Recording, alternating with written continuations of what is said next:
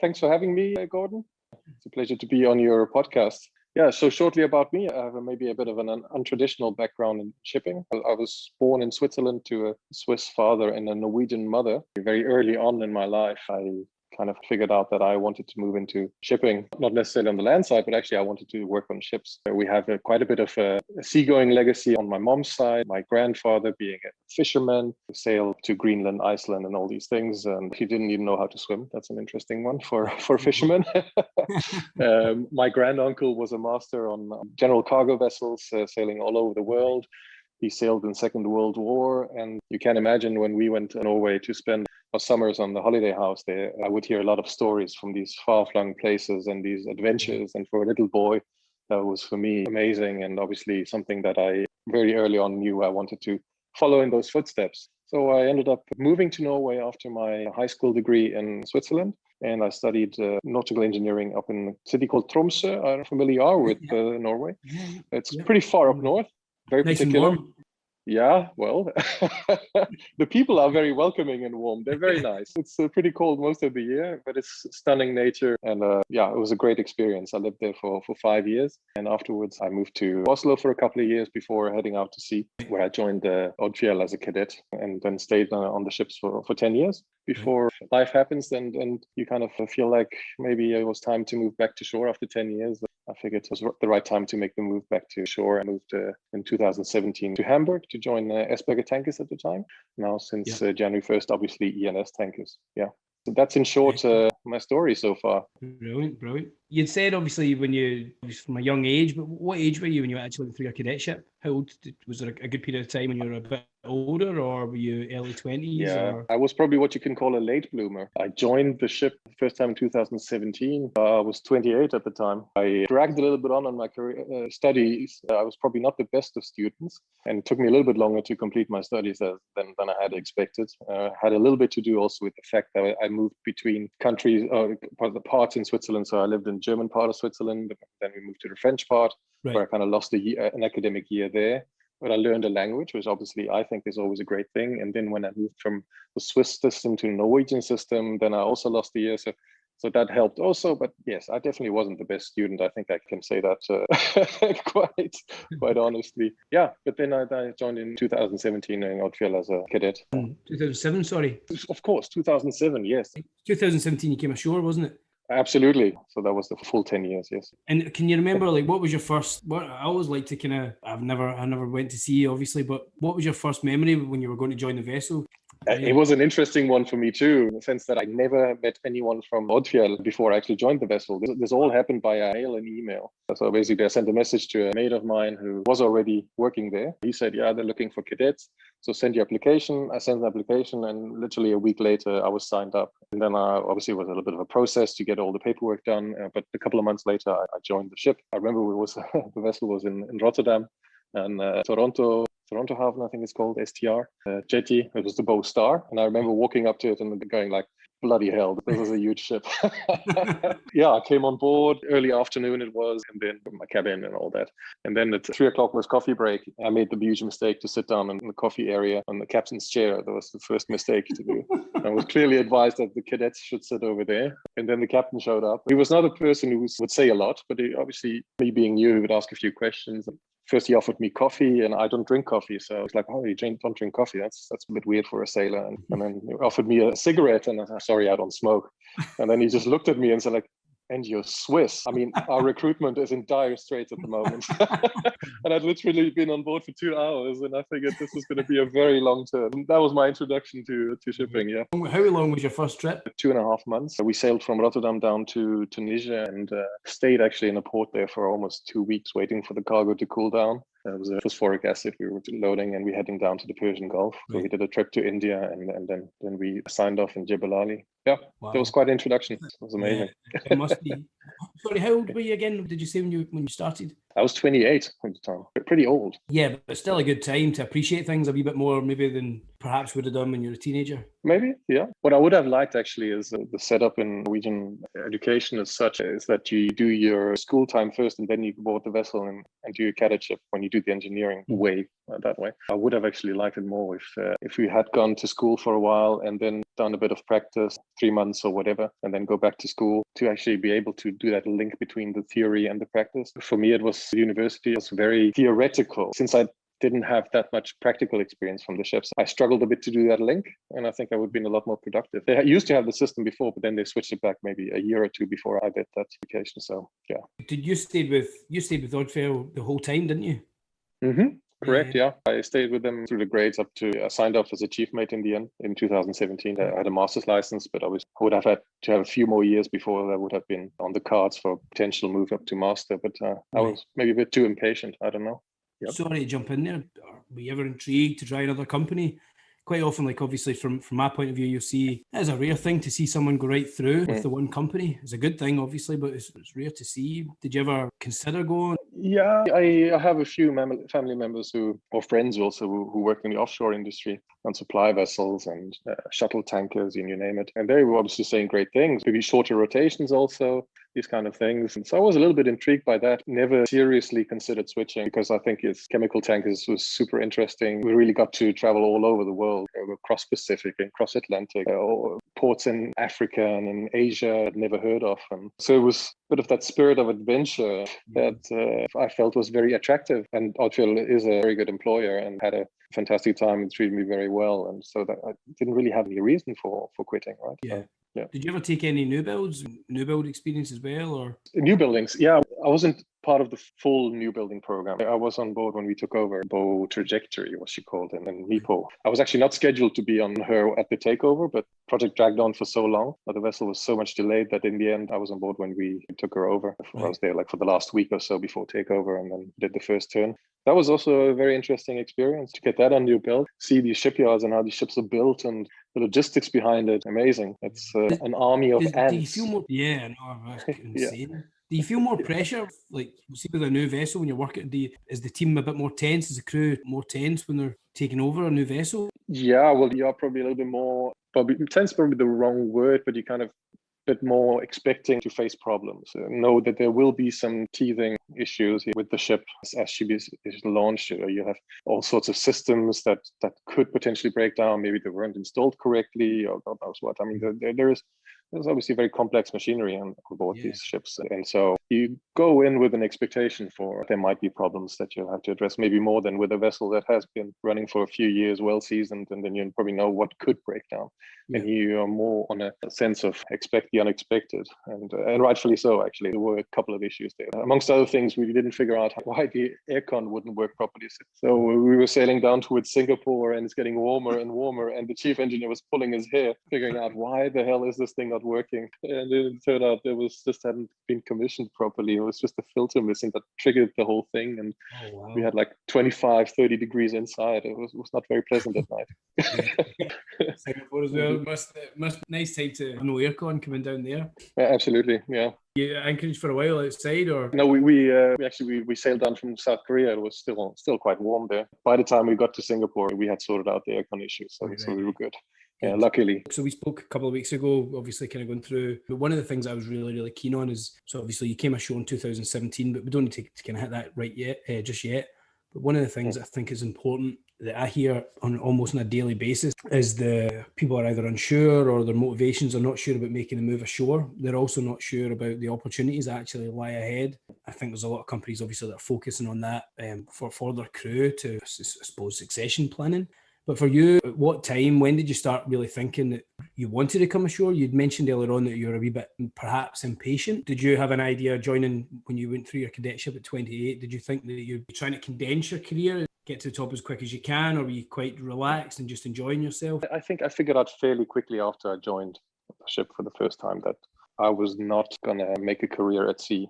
In the sense that I'm not going to stay on board until I retire. That kind of crystallized after maybe a couple of years. I was kind of like, okay, I enjoy this. I learned an enormous amount with a lot of very knowledgeable people. It's a fantastic experience. You get to see the world, you get to travel, you get to go places where a lot of people don't go. This is great, but I can't see myself doing this until I retire. I just wanted to do this as long as I enjoy it, as long as I feel this is challenging also. I kind of got to the point where around 2014, I was kind of getting to the point where I said, now I need to challenge myself a little bit because there was too much routine in what I was doing. Then I decided first to look a little bit what is possible to do ashore. It really struck me a little bit.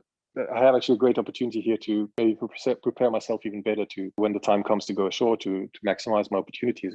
And so I enrolled for an MBA in shipping and logistics at Middlesex University.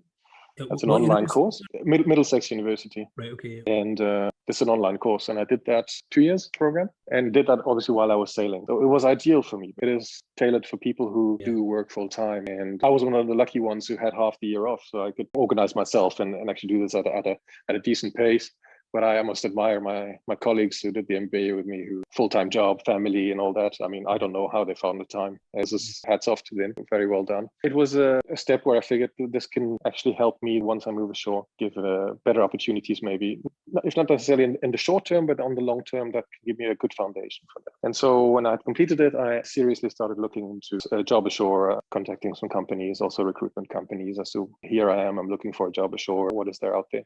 In the meantime, I think it was 2016 also. I started dating my current girlfriend also, so that was an additional incentive to come ashore. I haven't regretted it since. There's been difficult times for sure. I take it she's in the room with you then? No. Well, that's nice to hear then. Yeah. It's a perfectly honest answer. Good man. Obviously, one of the things that people that know you obviously will know this, but this is amazing. So the fact that obviously you're thinking about coming ashore, then I believe obviously you can tell us a story about how it came about, but you went into something a bit different from a skiing holiday in the Alps, I believe, just before obviously coming ashore. Fancy shedding some light on that one?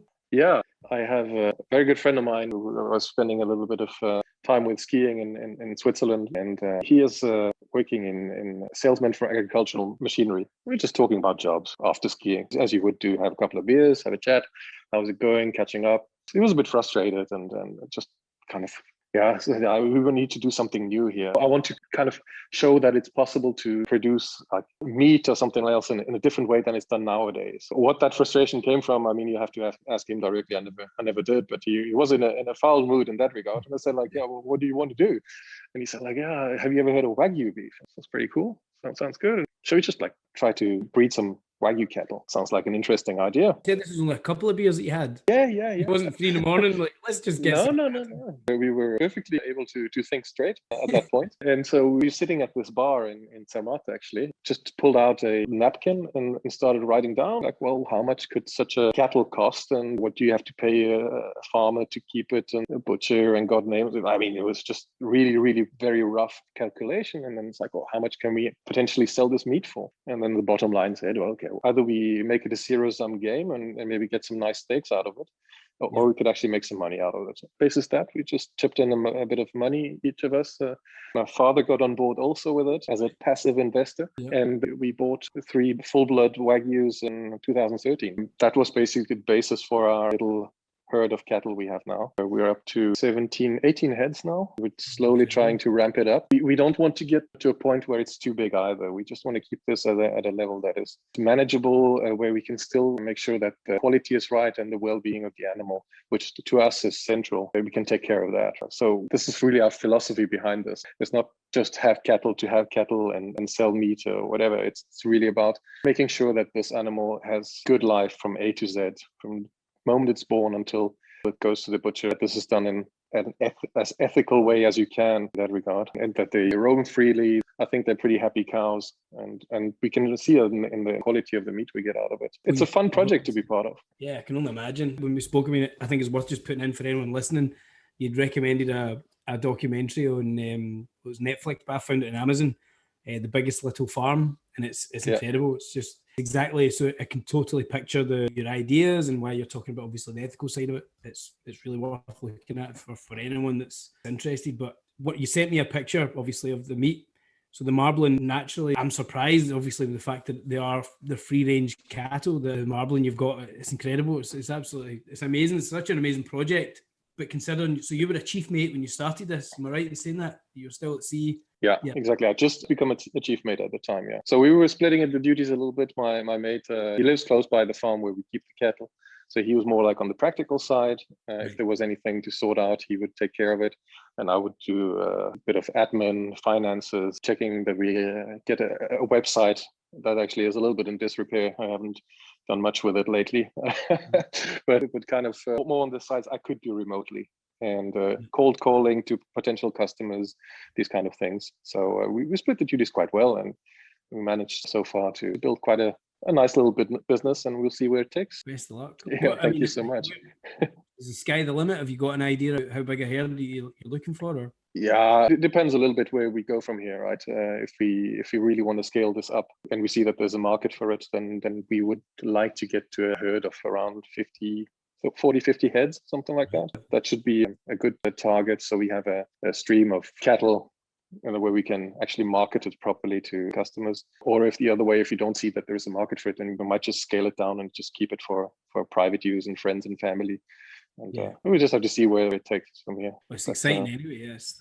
I mean, worst case, you get fantastic meat for the rest of our lives. And it's definitely worth it already. I love the names. Is it Wagyu is what you've called it, isn't it? It's called Wagyu, yeah. We were very creative when finding the name. Yeah. Just thinking when you have the Swiss watches, which ended up being Swatch, and when we have Swiss Wagyu, and we just call it Swagyu. Is it swagyu.com? Swagyu.ch. CH, right, okay, yeah, of course. Correct, yeah.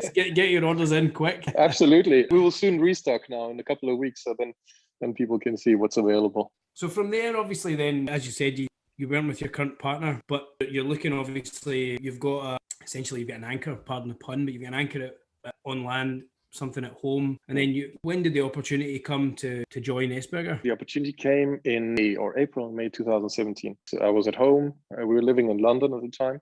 Through a recruitment company, I got a call. And for once, it was a job that was maybe a little bit more than an operator job. Because up until then, basically all jobs that I had been offered or asked about have been straight operators. I think when you are on the ship, you kind of have an expectation of what you can do when you are ashore. I mean, you have a vision of what people do in the office, and you say, oh, I could come ashore straight away and become operations manager or something like that. At least how maybe I felt that I would really take on quite a bit of responsibility in a shore organization, which in hindsight is a bit madness. Is probably not the right word, but it's maybe a bit an overblown expectation. I was gunning for something a little bit more than operator. I got a call from a recruitment company saying, yeah, we got a potential job that might interest you.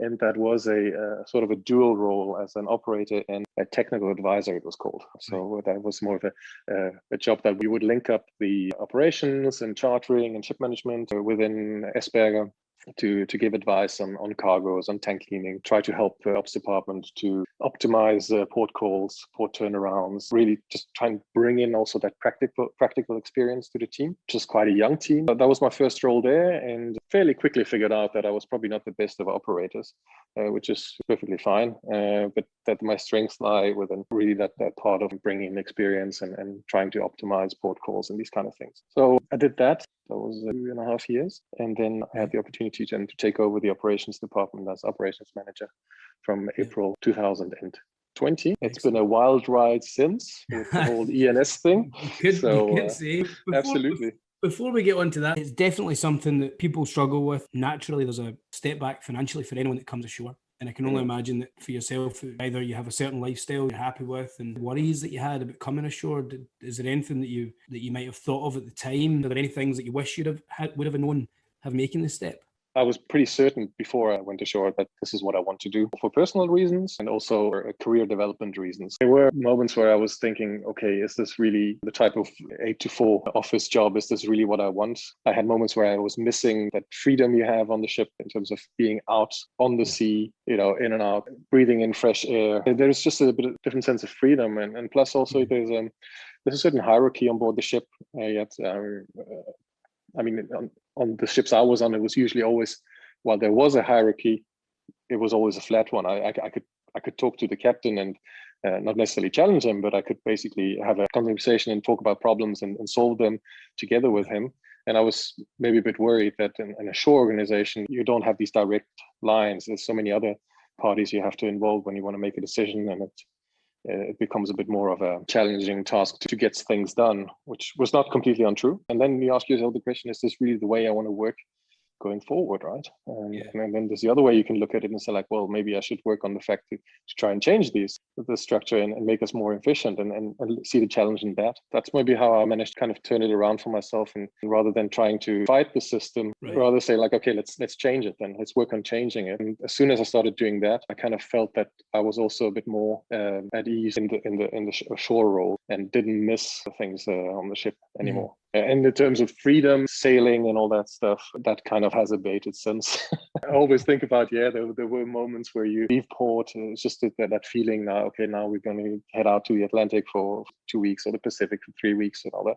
It's a great feeling then and there, but I remember also when I was in mid-Pacific and I knew now for the next 10 days, it's the same course all the way until we get to Yokohama or wherever we were going. At the point in my life, especially towards the end of my seagoing career, where I said, okay, I've seen it, I've done it, I don't need this anymore. And so I haven't forgotten about that either. So it's not that I don't miss anymore. There's always other reasons that you wouldn't necessarily think of. And obviously, if you went back, I mean, I know plenty of people that have.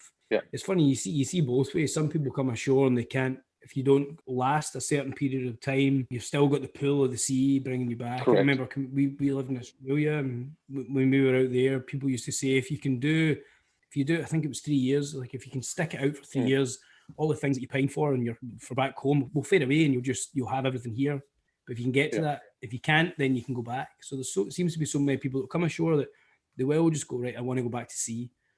But equally, there's a lot of people that come ashore, and then some companies, I won't say any names obviously, but they'll have people come in, they'll do a couple of years in the shore-based role, and then they'll go back and say they'll do their masters. So there'll be a master, and then they'll go actually get the sea time. But when it usually comes to that point, if it's 2 or 3 years, they don't want to go back. So it's like, is there anything I can do to get me out of this? It's life, I suppose. It is.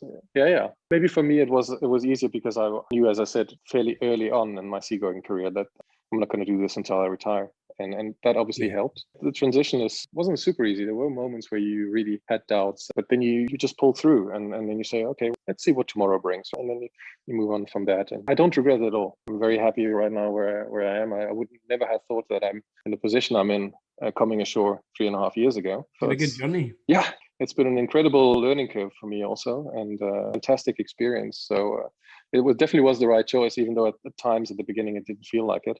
But happy I pulled through. I had great support from my girlfriend, Jane, who's just supported me all the time and actually moved to Hamburg with me. For an English speaker, that's probably not the easiest thing. And she'd never been to the town here before we moved. So she just looked it up on Google Maps and said, oh, it looks pretty green. Let's go. And off we went. And in terms of, I think you mentioned it earlier, what's important is if you're looking at going ashore, it's about managing expectations. Don't think you just can come ashore having massive experience at sea, just coming ashore, rolling into a shore organization and thinking that can take up your responsibilities. You're doing yourself a huge disservice, I think. It's a whole different ballgame. It's super interesting, of course, lots of opportunities, but I think that for me was the big learning thing, that I had to manage my expectations there. What I expected when I was in that process of looking for a short job versus what I, in the end, realistically could have done in hindsight.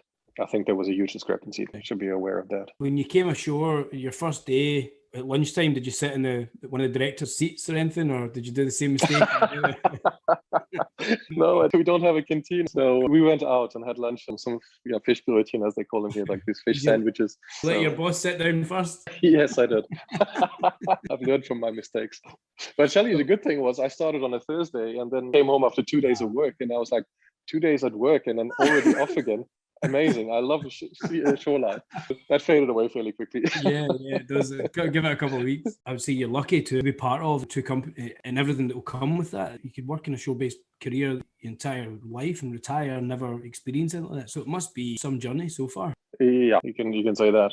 I mean, incredibly lucky. I think in life, it's not always about working super hard and then things will come to you. Sometimes you have to be at the right place at the right time. I try to do my best. There's no question about that. But sometimes that's just not enough. That's why I haven't regretted it, because yes, I made the right decision. But yes, I was also very lucky to be in that company at that time when all these things were happening. So I'm very grateful and very happy to be where I am right now, work-wise, after such a short period ashore. And as you say, it's been a learning curve. It's been an incredibly steep one, but it's very exciting to be involved in the Esper Tankers joint venture, the whole project from A to Z. Yeah, it was a fantastic process to be part of. And now we also have other projects we're involved in terms of new buildings that we're looking at. So it's been very diverse. Maybe has also a little bit to do with the fact that Swagger not being a huge company as such in the broad picture of things. I mean, we're quite big in the segment we are in the market. In the grand scale of things, I mean, compared to a Maersk or something like that, we're not a massive company. So being in there, you obviously get to be involved in a lot of different topics, whereas maybe in a bigger organization, you would have been put in a certain silo, I was going to say, or a certain department, and you just focus on that. I was lucky that opportunity came along at that time in that company. And so it's timing and being in the right place, the right time. What would you say is your biggest challenges so far then, since the JV, or even since moving into your current position? What kind of stands out in that? The biggest challenge, I was not surprised, but I was kind of like, yeah, maybe surprised is the right thing. Just the amount of HR I'm doing.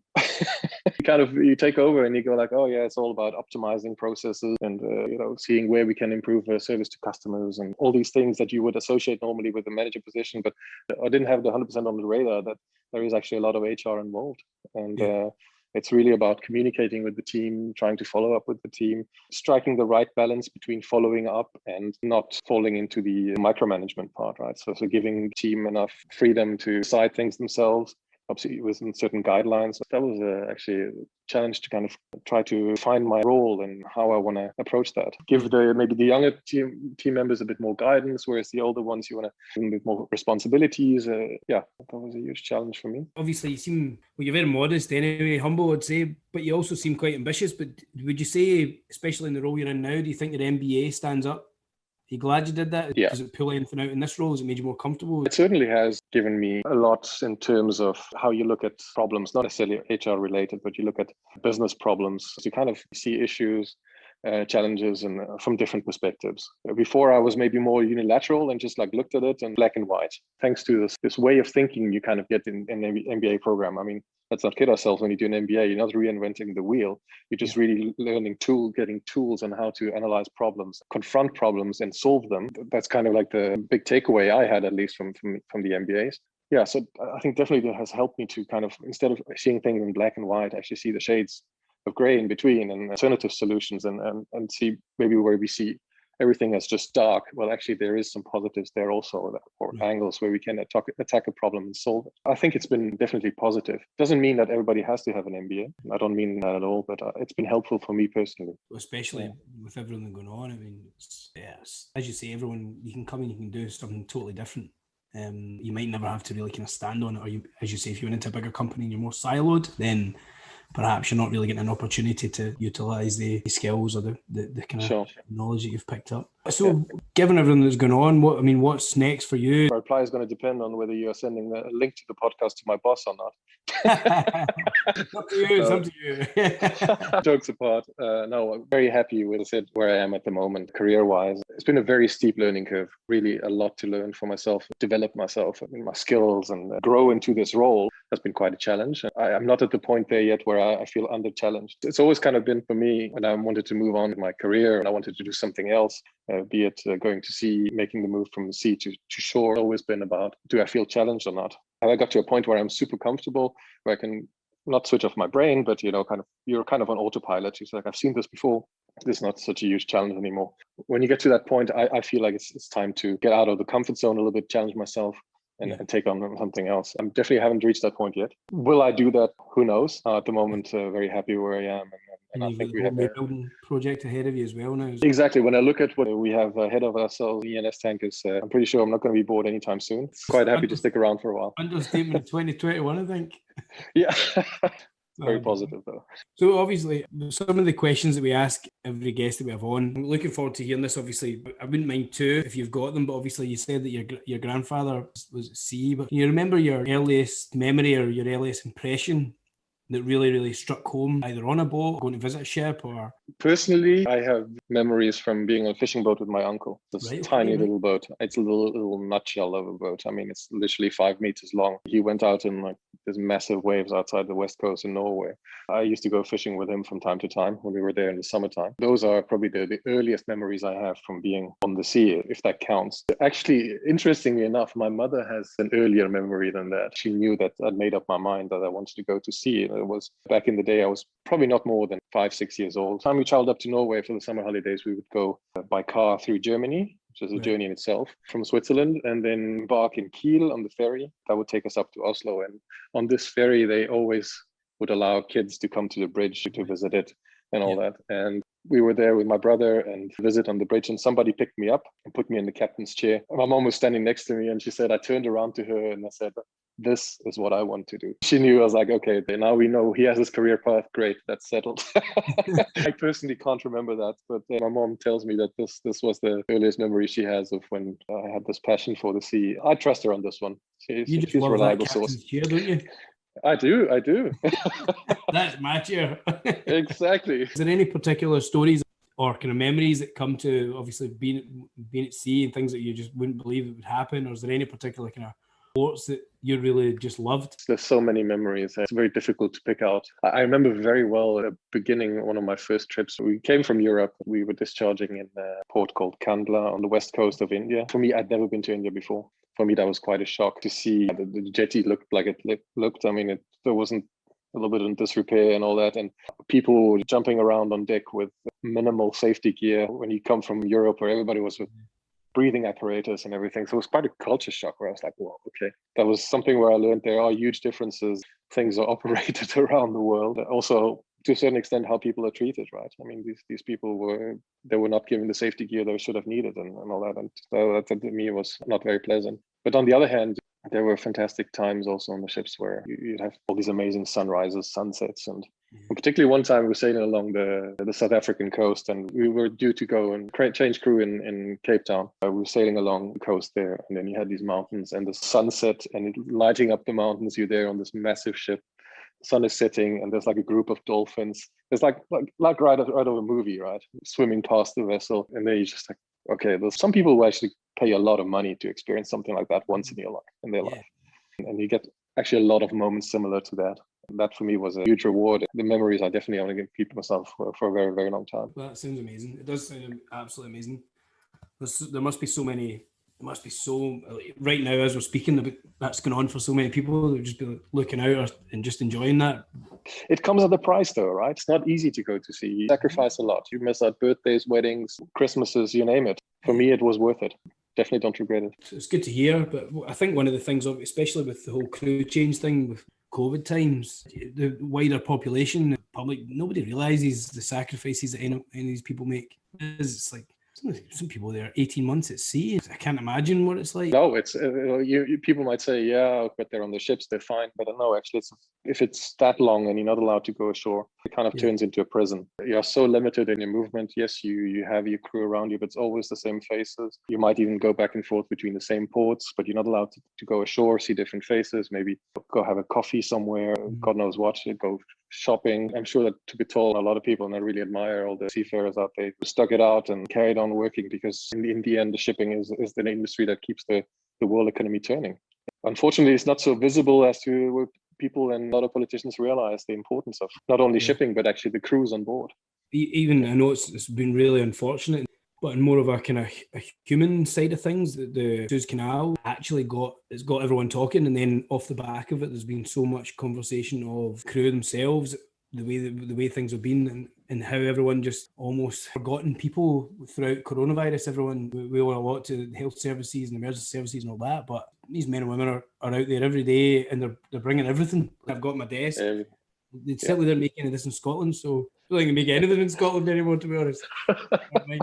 I really appreciate your time. It's been really, really good. It's great to get a bit more insight into someone at the stage of their career where they've came ashore and how everything's been, and then obviously the journey you went through. I must be honest, I can't wait to taste some Wagyu beef and obviously just see how everything goes, but it's been really good having you on. I really, really appreciate it. Thanks very much. Thank you so much for having me. It was very nice to have a chat with you. Always nice talking to you, Gordon.